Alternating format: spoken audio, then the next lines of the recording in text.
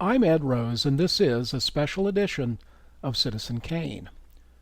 Today's program, available only on 101.7 WXZY radio, remembers Kane's Mr. Music, Loren Wright.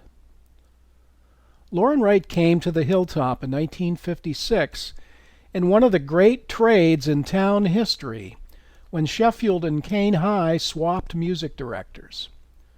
From the very start, this energetic maestro encouraged both young and old to pick up an instrument or to sing along with him in an on-the-spot audition. Many students and area residents discovered they had unknown musical talents, which Wright encouraged and developed. Others learned to master voice or piano or percussion with his steady influence. He directed youth and community singing groups, high school concerts, the marching band, led the junior and senior high choruses, and established the teen tones and the Kane High Choraleers. He brought fame and honor to Kane's music programs throughout the region. Loren Wright was a charismatic leader that identified, coached, and showcased musical talent for more than 2 decades. In 1957, Wright created a Christmas Carol festival that became an annual tradition. On occasion, he would lead the festivities dressed in a Santa suit or other festive attire. For the final number, Wright invited former choraleers to the stage to join in the singing of Silent Night, or in later years, The Snow Lay on the Ground, providing an emotional and sentimental ending to the night. In 1964, under his direction, the Kane Men's Chorus spread the word of Kane's centennial far and wide as they airlifted to the New York World's Fair to participate in a mass chorus, according to a report in the Kane Republican.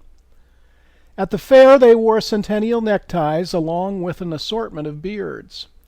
On the return flight to Bradford, they had a sing-along on the plane for the other passengers and crew, the newspaper reported.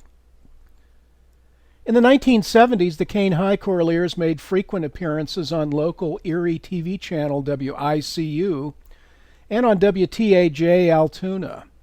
Students who got on board with Loren Wright, who practiced their parts and followed his leadership, were going places, and he coached them carefully.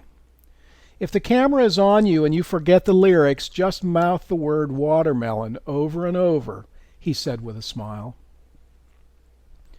In 1976, the Kane Republican reported that more than 100 members of the Kane High Concert Band traveled to Philadelphia to give a 45-minute concert at Washington Square as part of the Old Philadelphia Sunday bicentennial celebration. Band members were treated to a candlelight tour of the city and a concert at Old Christ Church.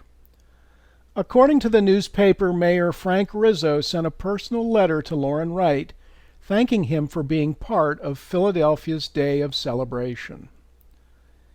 In the late 1970s, Wright also started an evening of music starring Miss Pennsylvania and the Kane High Choraleers. He later showcased his on-stage persona as an MC and host for the Miss Allegheny Highlands pageant. Loren Wright was also a sharp businessman and an ardent fan of Kane, acquiring several properties from the Cone family on Fraley Street, including the Landmark Building. He also sold pianos and organs from his family home on Tionesta Avenue. He was a man with many friends, fans, and loyal students, and I was lucky enough to ride on his coattails and for a few brief moments to share the stage with him. For so many of his students, it all started with an impromptu request to sing the scales for him. It was as easy as do, re, mi. Well, that's all for now, friends. Please send your comments and story ideas to citizenkanepa@gmail.com.